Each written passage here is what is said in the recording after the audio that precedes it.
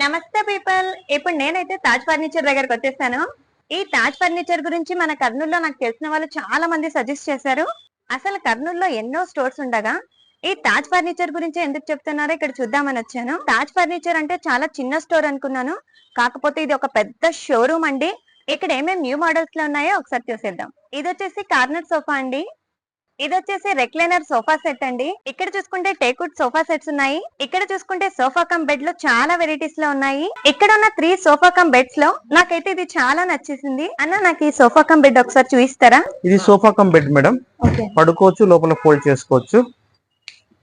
ఇది storage madam. దీంట్లో మీరు ఏమైనా ఐటమ్స్ పెట్టుకోవచ్చు.